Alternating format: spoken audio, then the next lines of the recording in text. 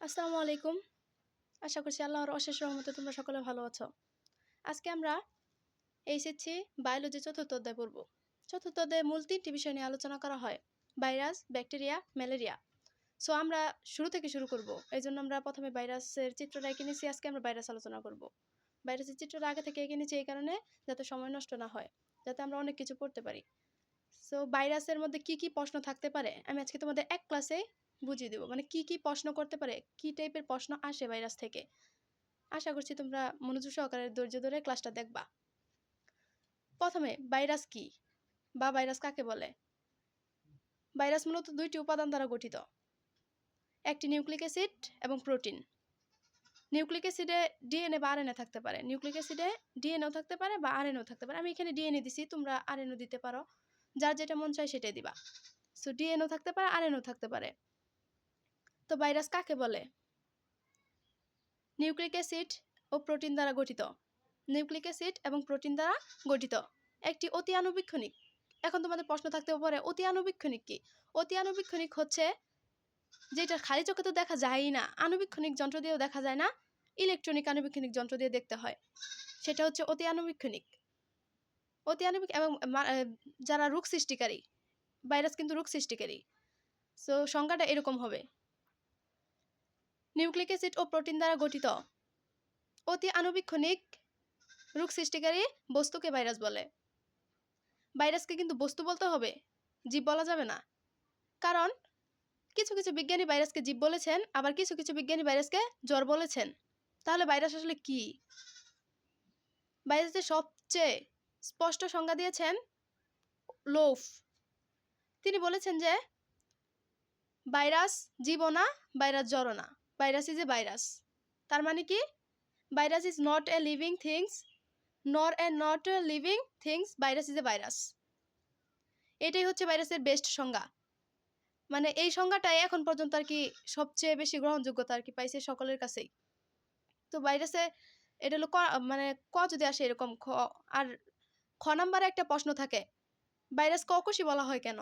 খ নাম্বারে এই প্রশ্নটা আসতে পারে পরীক্ষার মধ্যে, ইনশাল্লাহ কমন পড়বে। যদি এটা মনোযোগ সহকারে দেখো তাহলে কমন পড়ার সম্ভাবনা আছে। ভাইরাসকে অকোষী বলা হয় কেন? আমরা জানি একটা কোষের মধ্যে মানে বিভিন্ন ধরনের উপাদান থাকে, মানে নিউক্লিয়াস, প্লাজমা মেমোব্রেন, সাইটোপ্লাজম ইত্যাদি নানা ধরনের কোষীয় অঙ্গাণু থাকে। কিন্তু ভাইরাসের চিত্রটা দেখে বুঝতে পারতেছি যে ভাইরাসের মধ্যে কোনো ধরনের কোষীয় অঙ্গাণু নাই, কোনো ধরনের কোষীয় অঙ্গাণু নাই। এজন্য ভাইরাসকে অকোষী বলা হয়। ভাইরাস আরেকটা কথা মনে রাখতে হবে, ভাইরাসে কোনো প্রকার এনজাইম থাকে না, ভাইরাসে কোনো প্রকার এনজাইম থাকে না। তবে ফার্স্ট ভাইরাসে এক ধরনের এনজাইম থাকে, একে লাইসোজাইম এনজাইম বলে, লাইসোজাইম এনজাইম বলে। এখন আমরা ছোট করার জন্য ভাইরাসের গঠন পড়ব।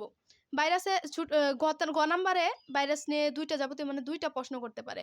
একটা সরাসরি ভাইরাসের চিত্রটা দিতে বলে, ভাইরাসের চিত্র দিতে বললে চিত্রটা অঙ্কন করবা, ইন্ডিকেট করবা, চিত্র ভাইরাস এটা লেখা দিবা। আমি আবার কলম দিয়ে ইন্ডিকেট করছি, তোমরা আবার কলম দিয়ে করো না, এটা পেন্সিল দিয়ে করতে হবে, ইন্ডিকেটও পেন্সিল দিয়ে করতে হবে। সব কিছু করলা বাট চিত্র ভাইরাস এটা লেখলা না, তাইলে কিন্তু স্যার 1 নাম্বারও দিব না। তাহলে তোমার মানে চিত্রও পেন্সিল দিয়ে আঁকতে হবে, ইন্ডিকেটর পেন্সিল দিয়ে আঁকতে হবে, চিত্র ভাইরাস এটাও পেন্সিল দিয়ে লিখতে হবে, তাহলে 3-এ 3 পাবা ইনশাল্লাহ। আর ভাইরাসের গঠন, ভাইরাসের গঠন গ নম্বরে নানাভাবে আসতে পারে। একটা উদ্দীপক দেওয়া থাকতে পারে, ওইখানে তোমাকে উল্লেখ করে দিতে পারে, বা কোনো একটা দিতে পারে, তখন তোমাকে বুঝতে যদি আর কি দেখেই বুঝতে হবে যে এটা ভাইরাস। তো ভাইরাসের গঠন বর্ণনা করতে বললে প্রথমে মানে উদ্দীপকে উল্লেখিত বিষয়টি হচ্ছে ভাইরাস, নিচে ভাইরাসের গঠন বর্ণনা করা হলো, এটুকু দিতে হবে। এটি প্রথমে সংজ্ঞাটা দিবা। সংজ্ঞাটা, ভাইরাসের সংজ্ঞা আমরা কি পড়লাম? ভাইরাস হচ্ছে প্রোটিন দ্বারা গঠিত, নিউক্লিক অ্যাসিড ও প্রোটিন দ্বারা গঠিত অতি আণুবীক্ষণিক রোগ সৃষ্টিকারী বস্তুকে ভাইরাস বলা হয়। তো এটি লেখলা। তারপরে ভাইরাস মূলত দুইটি উপাদান দ্বারা গঠিত, প্রোটিন এবং নিউক্লিক অ্যাসিড। ভাইরাসের ক্যান্ডে নিউক্লিক অ্যাসিড হিসেবে ডিএনএ বা আরএনএ থাকে। ভাইরাসের ক্যান্ড যে এখানে নিউক্লিক অ্যাসিড হিসেবে ডিএনএও থাকতে পারে বা আরএনএও থাকতে পারে। আমি এখানে ডিএনএ দিছি, তোমরা আরএনএও দিতে পারো, এখানে ডিএনএও থাকতে পারে, আরএনএও থাকতে পারে। ভাইরাসের ক্যান্ডে নিউক্লিক অ্যাসিড হিসেবে ডিএনএ অথবা আরএনএ থাকতে পারে। এবং ভাইরাসের চারপাশ দিয়ে প্রোটিনের তৈরি একটা আর কি আবরণ থাকে। এই যে প্রোটিনের তৈরি আবরণ থাকে, এই আবরণটাকে ক্যাপসিড বলা হয়। এই যে নিউক্লিক অ্যাসিডের চারপাশ দিয়ে প্রোটিনের তৈরি একটা আবরণ থাকে, এই আবরণটাকে ক্যাপসিড বলা হয়। এই আবরণটাকে কি বলা হয়? ক্যাপসিড বলা হয়। এই ক্যাপসিড আবার অসংখ্য উপ-একক, এই যে অসংখ্য উপ-একক দ্বারা গঠিত। এই ক্যাপসিড আবার অসংখ্য উপ-একক, এই যে ছোট ছোট উপ-একক বুঝাইছে, এটা হলো অসংখ্য উপ-একক দ্বারা গঠিত। একে ক্যাপসোমিয়ার বলে। এই উপ-এককগুলোকে অসংখ্য তালিকা, এখানে কিন্তু আমরা দুইটা পাইতেছি, ক্যাপসিড, ক্যাপসোমিয়ার। ক্যাপসিড কি? নিউক্লিক অ্যাসিডের চারপাশ দিয়ে প্রোটিনের যে আবরণ থাকে, এটাকে কি বলে? ক্যাপসিড। আর ক্যাপসিড অসংখ্য উপ-একক দ্বারা গঠিত হয়। ক্যাপসিড অসংখ্য উপ-একক দ্বারা গঠিত হয়, একে ক্যাপসোমিয়ার বলে। এখানে কিন্তু দুইটা পাইতেছি আমরা, সেটা মনে রাখতে হবে। এখানে ক নাম্বার আসতেই পারে, বলা তো যায় না কি আসবে, কি থেকে কি আসবে জানি না। আবার এই প্রতিটি ভাইরাসে 2000 থেকে 2100 পর্যন্ত ক্যাপসোমিয়ার থাকতে পারে। প্রতিটি ভাইরাসে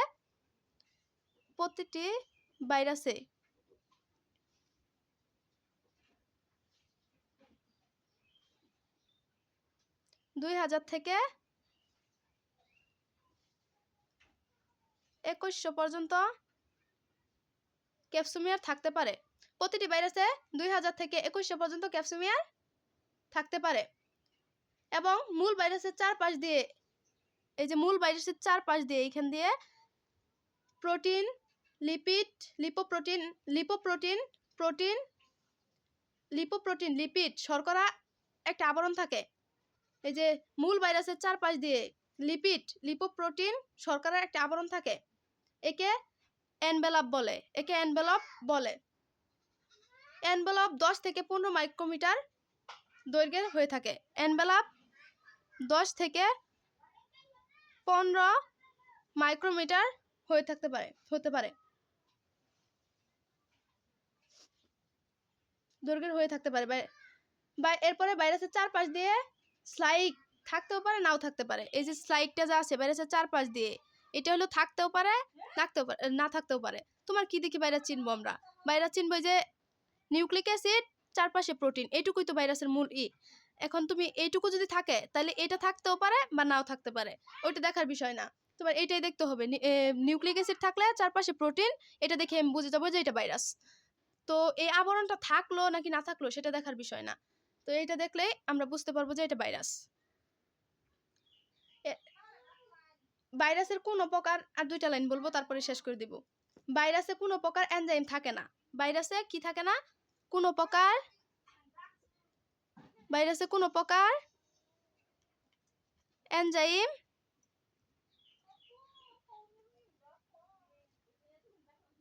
থাকে না।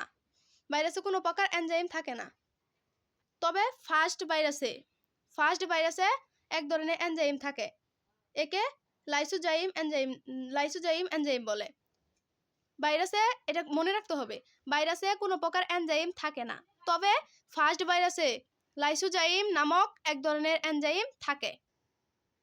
এখন ভাইরাসের কিছু বৈশিষ্ট্য আমরা পড়ব।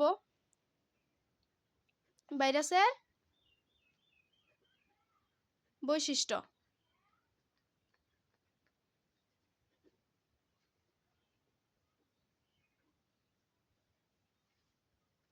ভাইরাসের বৈশিষ্ট্য হচ্ছে, প্রথম কোষের কথায় আসি।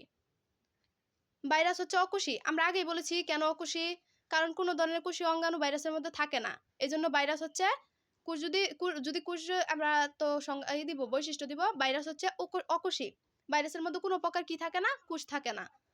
আমরা জানি কোষের মধ্যে নানা ধরনের উপাদান থাকে, তবে ভাইরাসের মধ্যে কোনো প্রকার কোষীয় অঙ্গাণু থাকে না। ভাইরাসে এই যে নিউক্লিক অ্যাসিড যে আছে, এই নিউক্লিক অ্যাসিড হিসেবে ডিএনএও থাকতে পারে বা আরএনএও থাকতে পারে। নিউক্লিক অ্যাসিড ডিএনএও থাকতে পারে বা আরএনএও থাকতে পারে। আমি আগেই বলছি, আমি এখানে ডিএনএ দিছি, তোমরা আরএনএও দিতে পারো। ডিএনএও থাকতে পারে, আরএনএও থাকতে পারে। এই ভাইরাসের অবস্থানটা হচ্ছে, এই যে নিউক্লিক অ্যাসিডের অবস্থানটা হচ্ছে ক্যাপসিডের একেবারে ভিতরে। নিউক্লিক অ্যাসিডের অবস্থান হচ্ছে ক্যাপসিডের একেবারে ভিতরে। আকার, ভাইরাসের আকারটা হচ্ছে 0.01 থেকে 0.3 মাইক্রোমিটার। এই ভাইরাসের যে আকার আছে, ভাইরাসের আকারটা 0.01 থেকে 0.3 মাইক্রোমিটার। সংখ্যা বৃদ্ধি কিভাবে করে ভাইরাস? এটা কিন্তু একটা বৈশিষ্ট্য। সংখ্যা বৃদ্ধি ভাইরাস কিভাবে করে? পোষক দেহের বাইরে সংখ্যা বৃদ্ধি করতে পারে না। এই যে মানুষের যে দেহ আছে, ভাইরাসের সংখ্যা বৃদ্ধি করতে হলে একটা প্রাণীর শরীর লাগেই, মানে তার ভিতরে প্রবেশ করে তবে সে বংশবৃদ্ধি করতে পারে, তাছাড়া বংশবৃদ্ধি করতে পারে না। এই জন্য আমরা ভাইরাসের আরেকটা বৈশিষ্ট্য লিখতে পারি, পোষক দেহের বাইরে ভাইরাস সংখ্যা বৃদ্ধি করতে পারে না। পরজীবিতা, এরা বাধ্যতামূলক পরজীবিতা, কারণ ভাইরাসকে ধ্বংস করা হলেও, যদি দিয়ে কোনো কিছু দিয়ে ধ্বংস করা হয়, তারপরেও ভাইরাস যে যদি আবার অন্য কোনো পোষক দেহের যায়, তারপরে সে আর কি জীবিত হয়ে উঠবে। ভাইরাসকে একেবারে মেরে ফেলা যায় না। যদি সে কোনো প্রাণীর দেহে প্রবেশ করে, তো সে আবার জীবিত হয়ে উঠবে। তা ভাইরাসকে একেবারে ধ্বংস করা যায় না, এই জন্য তাকে বাধ্যতামূলক পরজীবিতা বলা হয়। আর পরজীবী কি, যারা অন্যের উপর নির্ভরশীল করে, অন্যের উপর নির্ভরশীল ছাড়া তারা কিছু করতে পারে না। এই যে ভাইরাস হচ্ছে পরজীবিতা, বাধ্যতামূলক পরজীবিতা। ক্যালাস, ক্যালাস মানে ক্যালাসিত করার পরেও অন্য জীবের মধ্যে জীবীয় বৈশিষ্ট্য প্রকাশ করে, মানে ক্যালাসিত করে মেরে ফেলার পরেও, ক্যালাসিত করে মেরে ফেলার পরেও ভাইরাস অন্য জীবের মধ্যে প্রবেশ করে জীবীয় বৈশিষ্ট্য প্রকাশ করে। উদাহরণ দিতে পারি HIV ভাইরাস, অনেক কিছুই আছে, আমরা HIV ভাইরাস দিয়ে উদাহরণ দিলাম।